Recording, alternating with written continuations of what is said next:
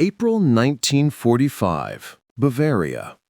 The Wehrmacht had vanished into the early morning fog, abandoning everything except their darkest secret, a military brothel where German women had been trapped for years.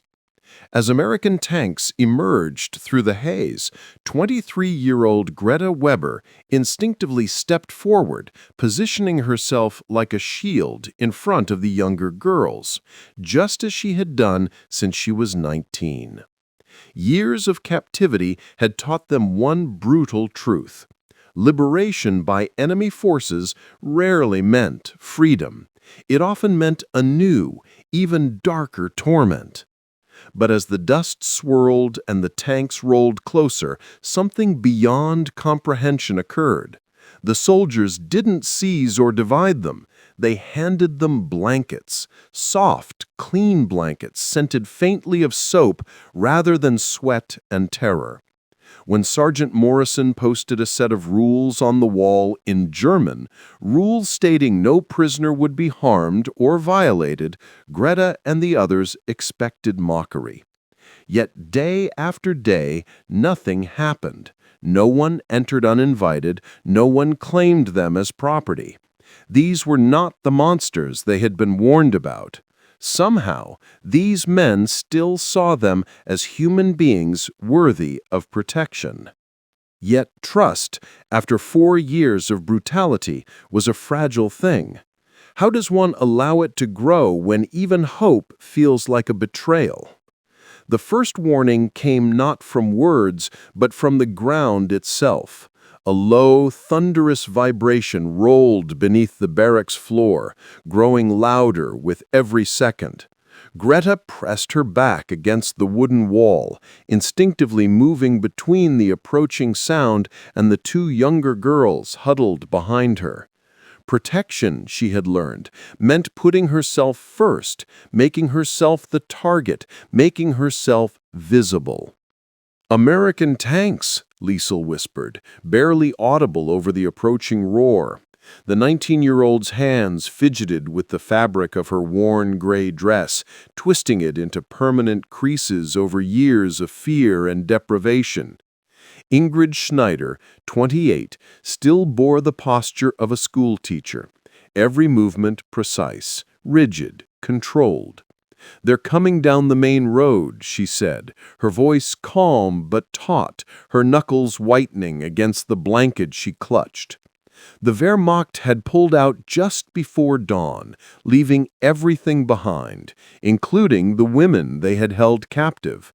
Silence followed, punctuated only by shallow breaths and the distant, growing thunder of engines. Through the grimy window, Greta glimpsed dust clouds rising from the fields, backlit by the pale April morning.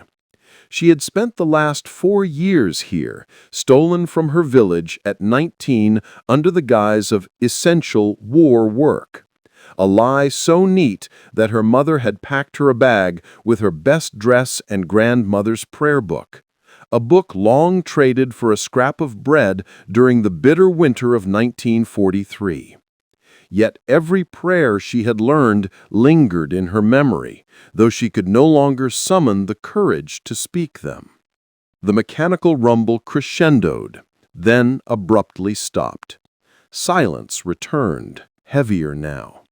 Male voices cut sharply through the air, shouting commands in English, a language Greta had learned to recognize as the voice of conquest. "Stay behind me," she whispered, though there was nowhere to hide. The barracks had no back door, no escape. For years, she had stopped searching for illusions of safety. Boots crunched across gravel outside, growing closer with every step. Greta instinctively assumed the posture that had kept her alive all these years, shoulders back, hands loose at her sides, present but not inviting. Liesel whimpered, pressing herself into the wall. At 16, she had never mastered the mask of composure that Greta and Ingrid had perfected. Fear was raw, visible, honest. "Breathe," Ingrid murmured, her teacher's voice steady even under terror. Just breathe. The door handle creaked. Greta lifted her chin slightly, not defiant, but alert. Being seen first was safer than hiding and being discovered. The sunlight poured into the barracks as the door opened, revealing a tall American officer. Behind him, young soldiers with clean faces and pressed uniforms stood silently, the faint scent of soap in place of war's stench. The officer's gaze swept over them, flickering with something Greta hadn't seen in years. Shock, recognition, perhaps, even pity. He spoke carefully. "We will not harm you. You are safe," he said in accented German. The words hung in the room, impossible to believe, yet undeniable.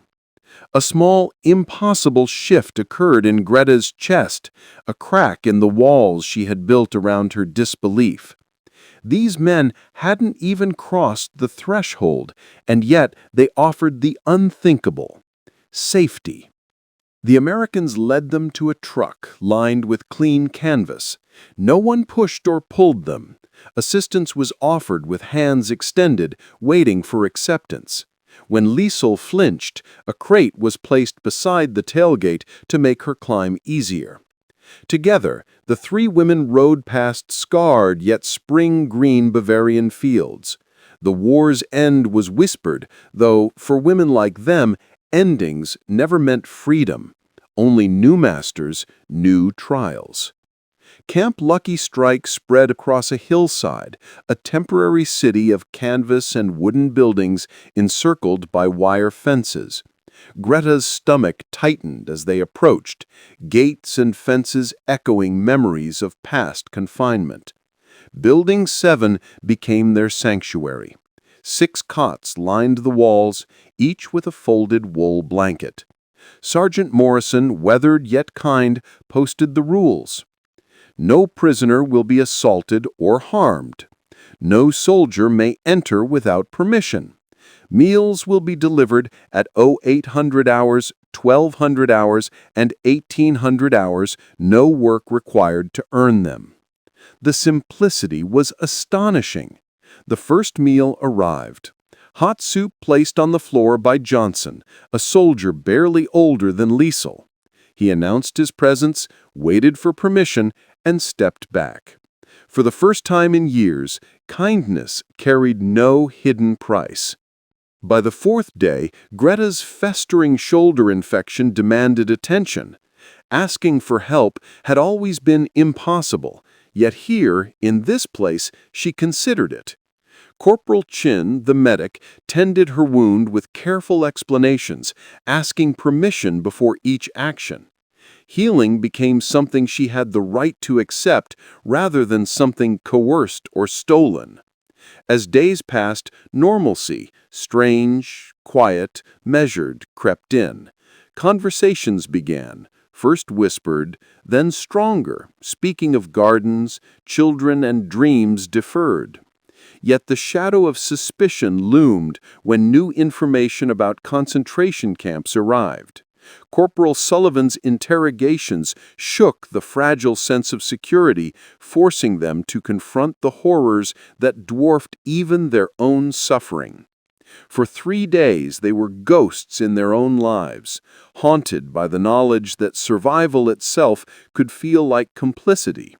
Then Morrison returned with unexpected news: repatriation forms, Red Cross papers, and most importantly, confirmation that Ingrid's sons were alive, safe, and waiting for her.